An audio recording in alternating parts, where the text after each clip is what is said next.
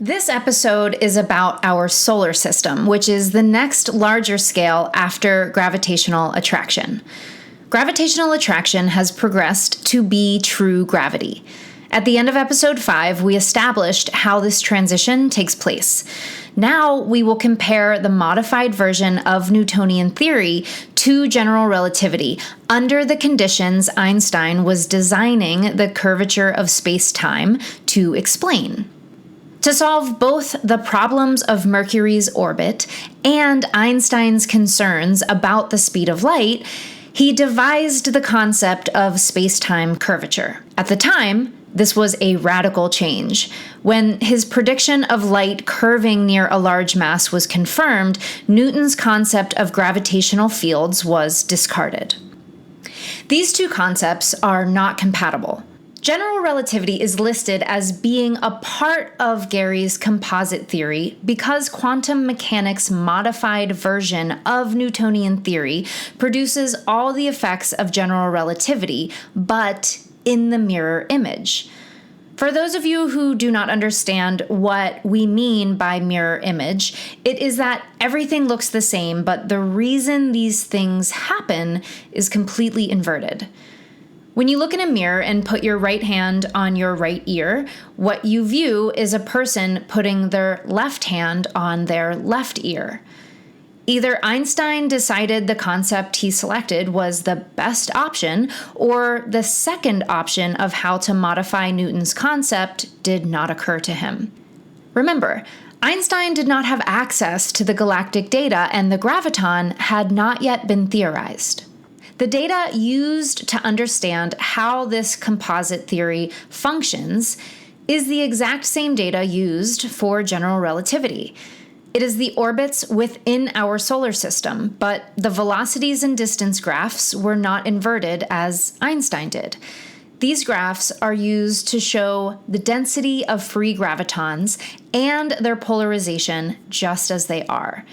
This is a graph of all 8 planets. With general relativity, the sun's curvature of space-time moves along with the sun only. The curvature created by each planet follows only that planet as it orbits within the sun's curvature. Therefore, the sun's curvature is in place waiting for the outer planets to arrive.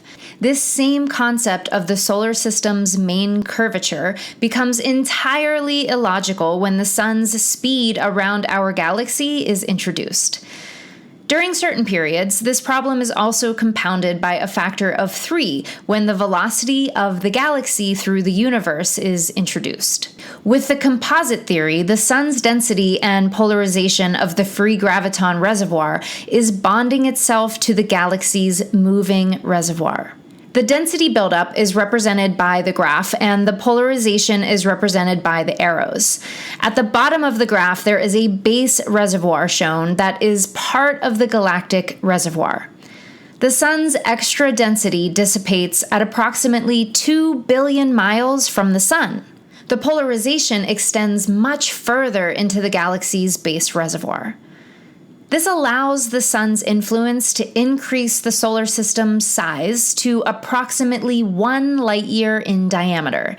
This is the composite's modified gravitational field, and each planet's gravitational field is moving through the sun's field just as Newton thought.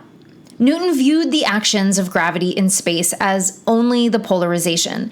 He did not anticipate the increasing density of the conducting particle. Therefore, it did not show up in his formula. Einstein identified this variable by his analysis of the orbital data of Mercury in close to the sun. The sun's reservoir, with its polarization, is in place waiting for the planets to arrive, just as Einstein's concept is. Therefore, there is no conflict with the speed of light. The sun's gravitational field is bonded to the galaxy's base reservoir. The base reservoir is rotating and moving with the galaxy, so there is no conflict with introducing the galaxy's rotational velocity or its velocity of motion through the universe. The sun is the dominant object in its vicinity. During the coalescing of our solar system, the small objects form an interacting connection with each other through the galactic base reservoir. All the while, these objects are still moving around the galaxy along with the reservoir. The fastest growing object establishes its dominance of the interacting connection. By consuming more mass, this perpetuates and increases the dominance. The largest mass establishes more internal pressure, exiling more free gravitons that increase the dominant mass's gravitational field. In our solar system, what assembled itself into a single dominant mass grew into a star. There is probably an unlimited diversity of different types of dominant objects depending on the amount of mass available and the stage of development. The smaller objects in the vicinity of the dominant object are attracted to the dominant object. The attraction of the dominant mass becomes stronger than the smaller object's individual bond to the galaxy's base reservoir. By releasing their bond to the galactic reservoir, this begins their motion, which develops into orbits. As smaller objects move along, they encounter varying densities of gravitons. This is the action that both Newton and Einstein analyzed. This dominance can be shared by more than one similar-sized large objects. This explains binary star systems. This depiction shows an overview of the sun's polarized gravitational field with a distant planet's gravitational field orbiting within it. If you look in close to the sun, you can see evidence of what Einstein referred to as frame dragging.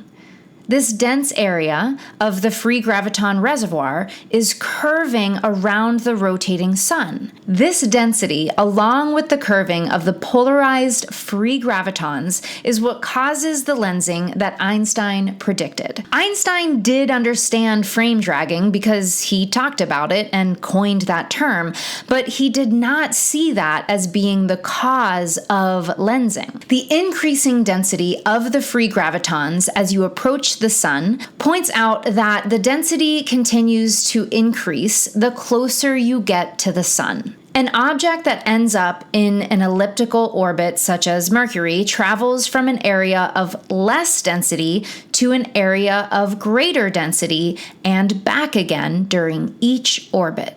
When it enters the area of greater density, the attractive force escalates, and the velocity of that object also increases.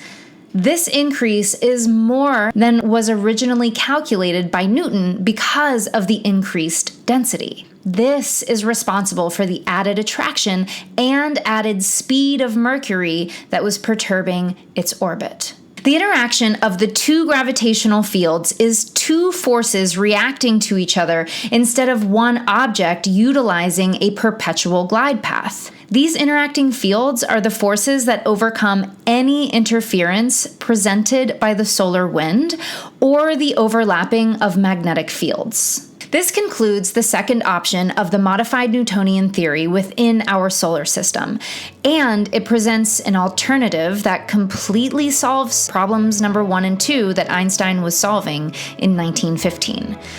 In the next episode, you'll see how this theory transitions to the galactic scale and eliminates the need for dark matter's additional attraction.